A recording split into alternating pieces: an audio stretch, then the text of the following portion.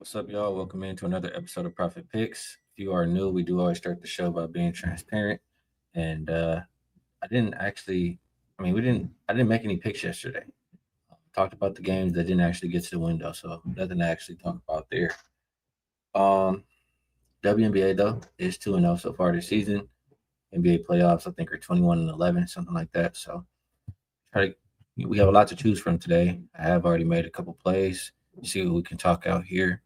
Shout out to the chat. Appreciate you guys tapping in. We got Jed Robles. We got Peasy, Brian, Jose Perez. Appreciate all you guys. All right, let's do NBA first. We're gonna go with Pistons and Cavaliers. Opened up -3.5. Looks like four. Total open 210. Hasn't really moved. For Detroit, you have Kevin Herter, Karis LeVert, and Duncan Robinson all questionable. For the Cavaliers, there's nobody on the injury report. The Pistons, man, that last game, they're up they're up nine, I believe, with about 3 minutes left, and they couldn't close the game. Cavs forced overtime, go and steal the game and come back home where they've been really strong at home. It's been the road, where they've had troubles. That was their first road win all playoffs. They've looked real good at home. And now, I mean, looking at this injury report for Detroit, Herter, Levert, Robinson, I mean, starting to lose some guys on that side. It's not. I don't like what I'm seeing. Be like Detroit. So huh, the Cavaliers are still a team that I don't really trust defensively. So at the end of the day, if I think the Cavs can win, I think it's more of an over game, and I'm starting to feel like the Cavs can win this game. So that's how I like for this one. Next game up, we're gonna go Spurs and T Wolves.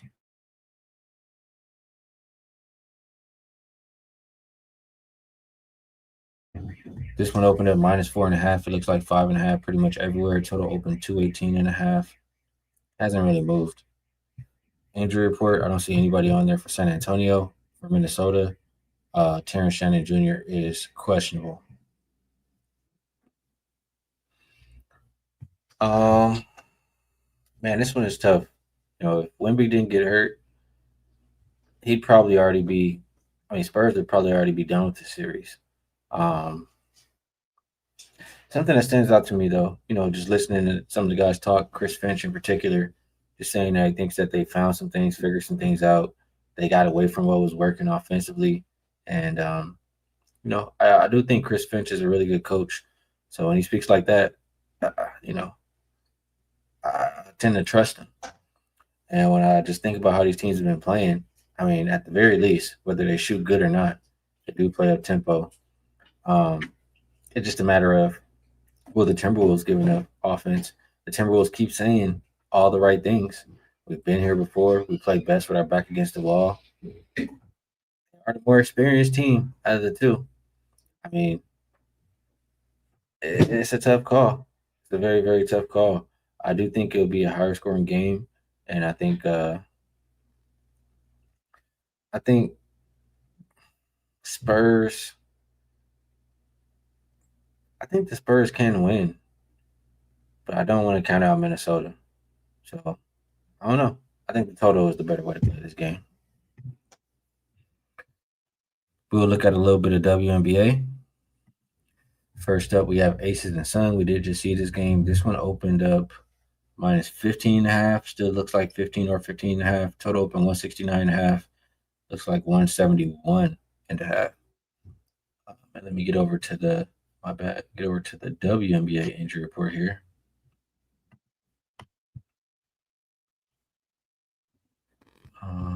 There we go. Daily. So for Vegas, you have Janai Barker out, Dana Evans out.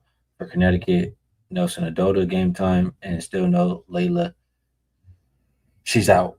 So the Sun team, they got destroyed. With the Aces put up 98 points. I think the Sun had 69, something like that. So almost a 30-point loss there for them. And now you play the same team again. Um, in that last matchup, I don't believe Brittany Griner played. Now that I have her out there, not that she's the huge difference maker, 30-point difference maker, but she will make a difference for this Connecticut team. I mean, they gave up 58 points in the paint to the Aces. She will at least, at the very least, help with some rim protection. And I would think that when she's out there, they'll play a little bit slower. It's not going to be so much up and downs from the sun. Um, that's just what I would think. Okay.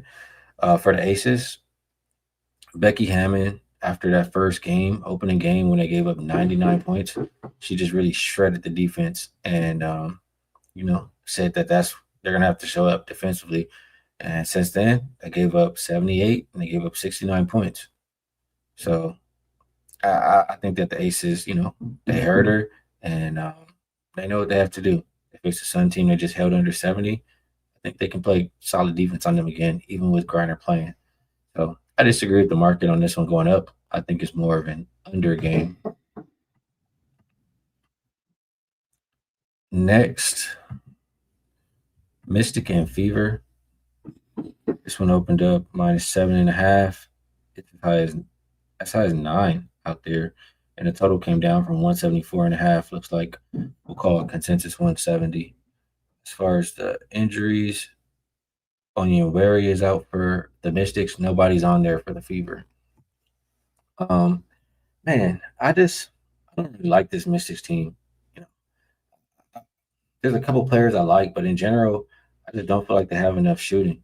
And I feel like this is one of those teams like the Fever we're talking about. They need to work on their defense, et cetera, et cetera.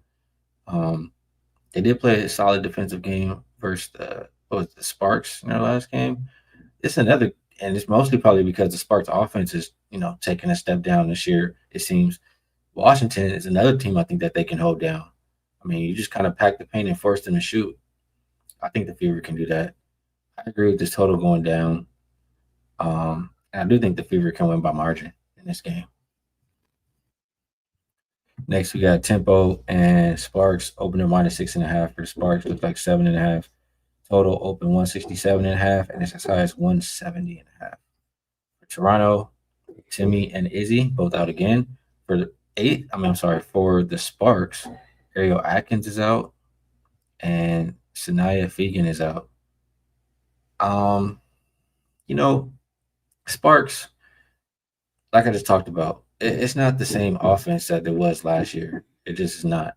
They're missing Rakia, missing Azare. It's just a different dynamic with this team this year. Now I will say Erica Wheeler starting. I mean, she wants to shoot threes. She can score. Not the best defensive player, but I don't know. I worry about LA's depth really in this game. For Toronto, we know they're a new team. We know there's a couple players we can trust to score, mostly Mabry. Um, but I don't know. I don't view the Sparks. This game could be over because both teams want to play fast at the very least. Um, but I don't want to bet too many Sparks overs this year until they start to show me. It's really just Kelsey Plum I've been able to trust on that side. So I guess saying that to say I can't lay 7.5 with the Sparks. I really can't. I can't trust them offensively. I don't trust their defense. So that means I have to lean towards Toronto in this game. And I think Mabry should be able to score what she wants again. Maybe a Mabry point prop once again. I mean, Kelsey Plum on the other side, Erica Wheeler, nobody's really stopping her. So Mabry points or tempo plus will be ways I'm looking in this game. Sky and Mercury. Last one that we have for today. Open up -4.5 for Phoenix. Looks like it's 3.5. Total open 166.5. Hasn't really moved. It's something going. It was something I remember that I'm kind of blanking out on for this game schedule wise. I'm just trying to double check, but we do have Dejanay, Azare, and Courtney Vandersloot all out for Chicago. For Phoenix, Makani and Sammy Whitcomb are out. Let me just get over to Sky and Mercury here. So the Sky, if I'm not mistaken, they played every game on the road. Just see where they've come from. Sky So it's their third straight road game. Portland, Golden State, now Phoenix. I mean, not very far, but still 3 straight travel games for the Mercury. And they did win that last game as an underdog. So maybe how do I say, maybe a letdown spot for them for the Mercury. They played their last game at home. They lost as a favorite to the Lynx. They've had 2 days off and haven't had to travel. I mean, the spot says Mercury. The line being so low is a little bit fishy to me. When I look at both of these teams and who's available, my bad, you guys. Dang, that was crazy. When I look at the Sky and who's available, Skylar Diggins, Rakia, Cardosa. I mean, they could all get 20, really. Um, I like JC Sheldon, Gabriela Jaquez, Jaime Jaquez's sister. I mean, Sky got some real ballers. They can absolutely win this game. They might not even be satisfied. Let me look at Sky are 2-0. Mercury 1-2. Mercury should be desperate. They are well rested. I mean, the spot says Phoenix. I just don't know if I trust them. And I know that Chicago has enough talent to compete and maybe win this game too. So because of that, maybe I have to look a little bit more towards the total.